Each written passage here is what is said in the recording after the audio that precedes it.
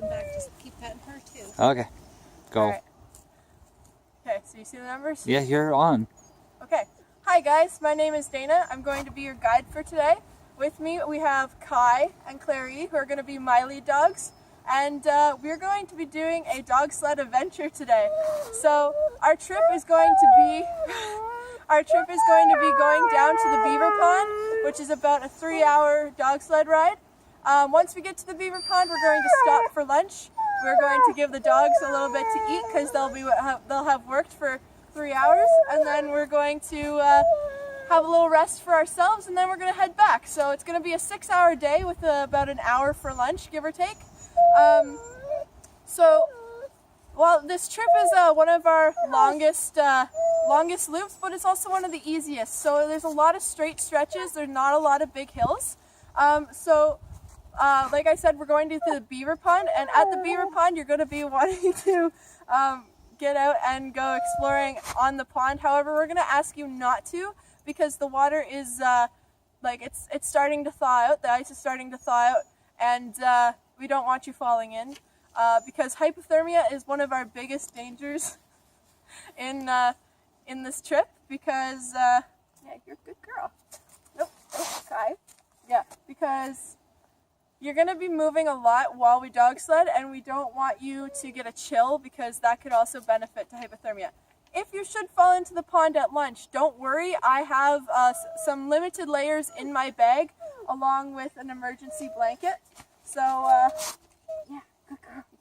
Yeah, you're good. So we have some safety things set for you. So don't worry too much about that. So while we're traveling, your responsibility, you're going to be in charge of a team of 6 dogs, give or take, 5 maybe, but mostly 6. And your responsibility while we travel is to be making sure that the lines are all okay, that there's no frays in this neckline, that the dogs aren't chewing on their harnesses or anything, that the dogs are all getting along. If you have any issues, you can just call up to me, and we'll stop and we'll figure it out. As well, I just have to specify that there is no alcohol and drugs to be had on this trip.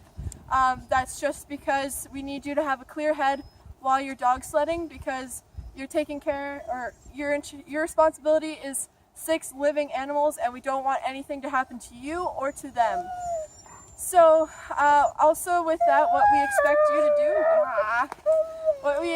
you to act like and behave like on this trip is we want you to have fun, most importantly, but also to be respectful, and not just to other clients, but also to the dogs, also to any wildlife we may encounter, also to the land we're on. We're in one of the most old-growth forested areas in this region. And hi.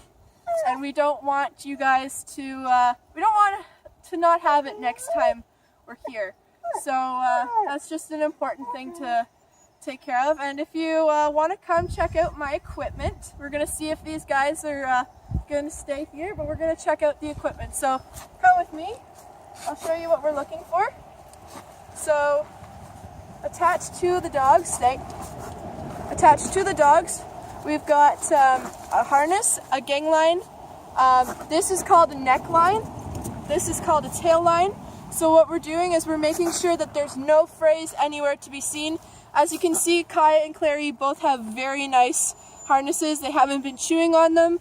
They haven't been fixed. So they're still the strength they were when they were bought. They have no weak spots.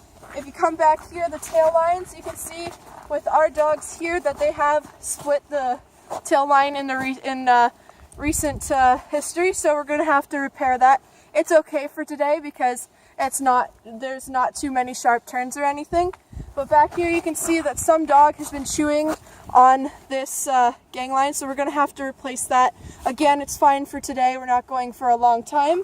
One of the other things we have to keep an eye on here, this is a locking carabiner, so we have to make sure that it is locked, because if this isn't locked, this could mean that we lose our team. So I will be going around making sure that everyone's carabiners are locked in place.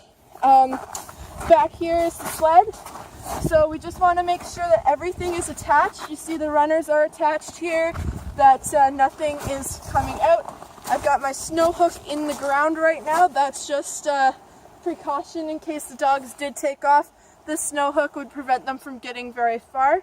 I've got my brake, so I'm making sure my brake looks okay. And the sled looks pretty good, so I think we're almost ready to go. So just some other things I have to tell you about. Like I said, there is some uphill portions of this trip. They're not very big, but should the dogs if they should get tired, what I want you to do is I'm going to have you help them uphill. So what you want is you want to have one foot on one runner, both hands on the handlebars, and you're going to push with your other leg.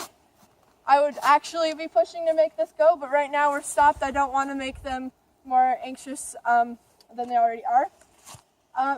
So in the movies they have a command called mush. Our dogs are not trained to know that command. That's a Hollywood command.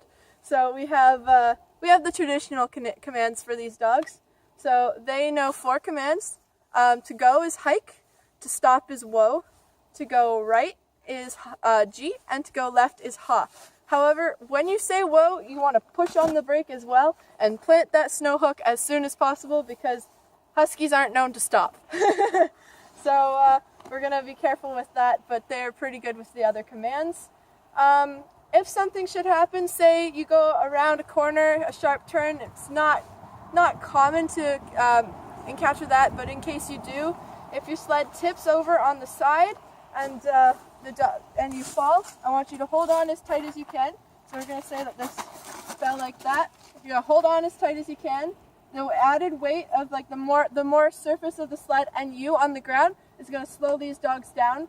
So what I want you to do is as soon as they stop, I want you to plant your ice hook. So it's pretty easy. So it's up right now. The way you plant it is you plant it in and you kick it in. And notice how when I'm doing that, I'm not letting go of the sled. Never let go of the sled. Always have some kind of contact to it. Once that's set, you get up, you plant your brake, you lift up this just by pulling it up like that, and you're good to go. If the team chews through the lines, then what you want to do is you just want to stop the rest of your team. So say like 2 dogs run off because they chewed through their tail line. You just want to stop the rest of the team. You want to, sorry, the dogs are wandering. You just want to, here we go. So say 2 dogs ran off. This happens sometimes. What you want to do is stay calm, do not panic. You want to plant the brake, plant the ice hook. Tell me that there's dogs loose, and I can notice the dogs, and I will call them by their name, and they will stop. So again, my name is Dana. Does anyone have any questions? No? Okay, perfect. Well then, let's go get the dogs. All right.